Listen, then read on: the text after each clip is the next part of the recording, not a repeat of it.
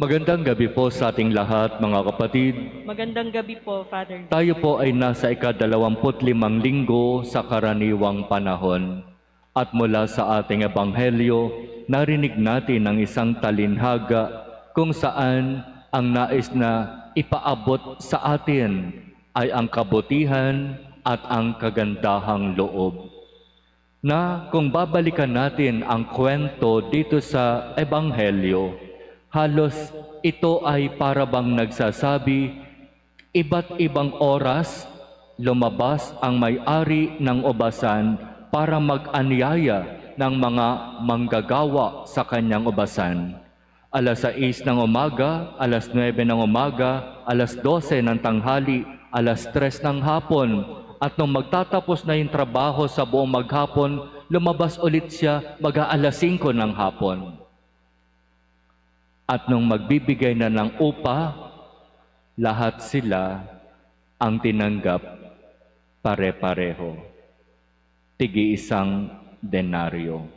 Natural, yung dumating ng mas maaga, alas 6 ng umaga, medyo nagreklamo.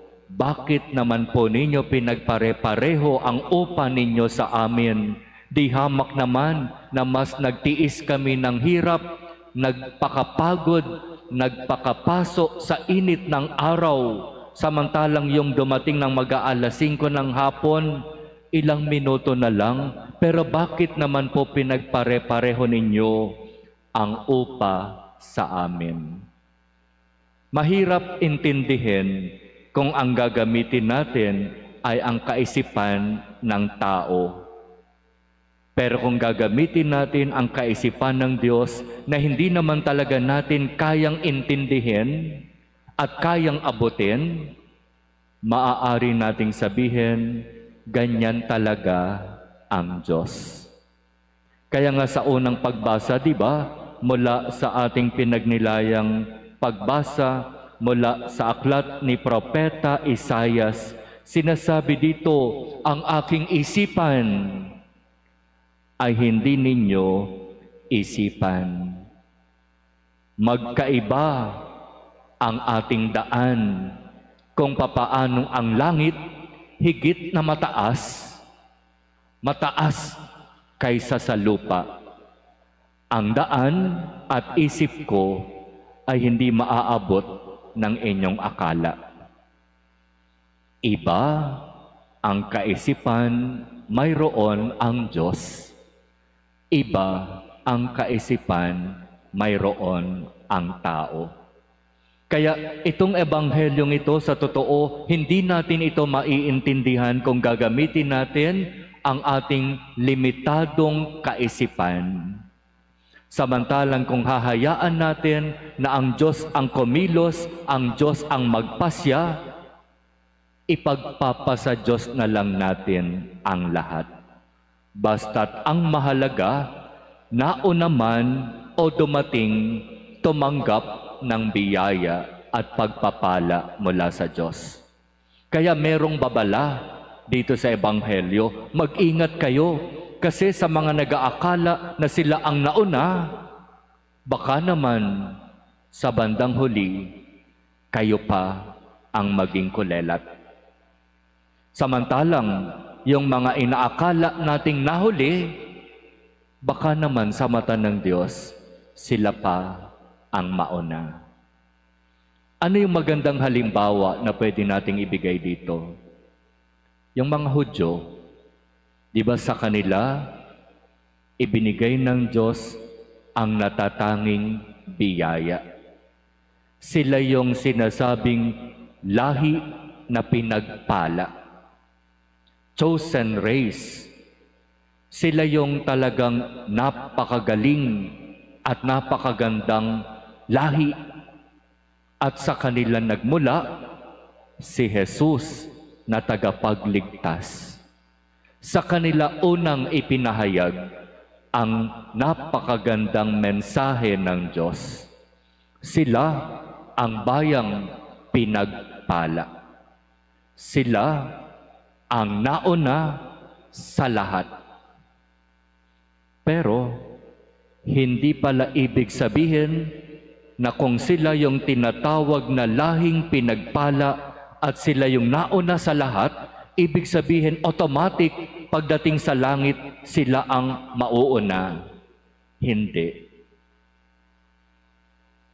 Ang mga hentil, ang mga publikano, ang mga makasalanan, sila yung sinasabing hindi kabilang sa lahing pinili. Marumi, makasalanan, nahuhuli. Pero sa biyaya ng Diyos, kung sino pa yung makasalanan, kung sino pa yung nahuhuli, kung sino pa yung hindi kasama sa lahing pinili, sila pa yung marunong magpakababa, marunong magbalik loob, at sila pa ang tatanggap ng biyaya mula sa Diyos. Kaya totoong-totoo itong sinasabi ng Ebanghelyo, ang mga nahuhuli ay mauuna at ang mga nauuna ay mahuhuli. Kaya huwag tayong maging mayabang, huwag tayong maging mapagmalaki, na para bang ang tingin natin sa ating mga sarili, tayo ang banal, tayo ang malinis, tayo ang walang kasalanan, samantalang sila, mga makasalanan yan.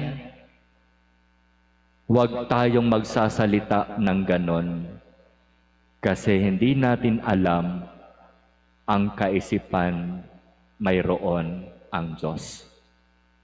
Baka inaakala ko na kapag ako'y namatay, ako'y mapupunta sa langit dahil marami akong inaakala kong mabuting ginagawa.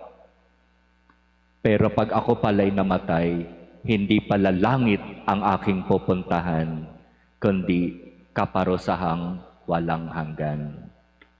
Bakit?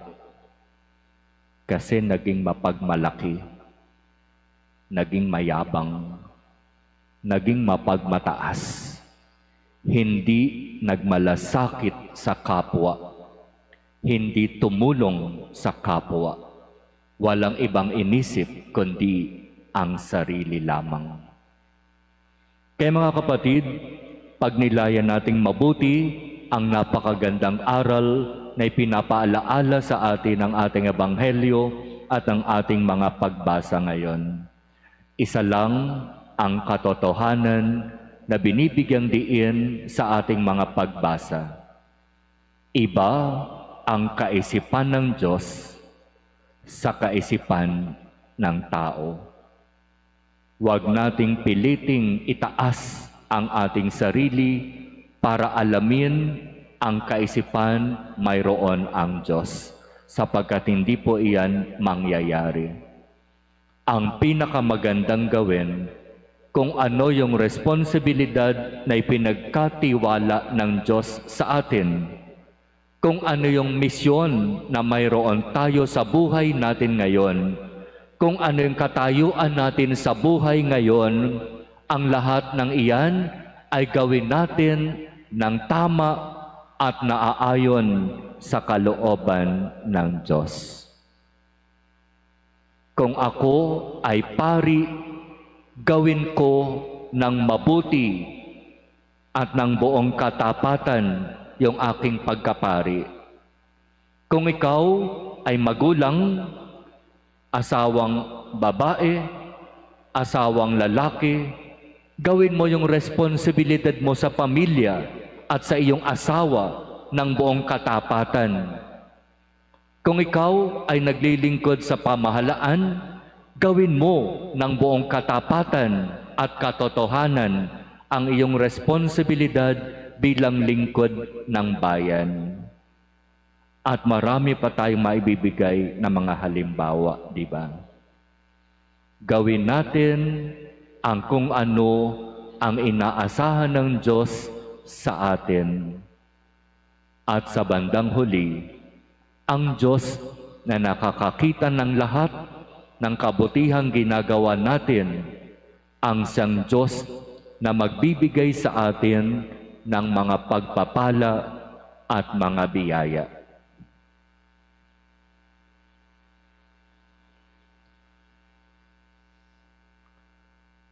Amen.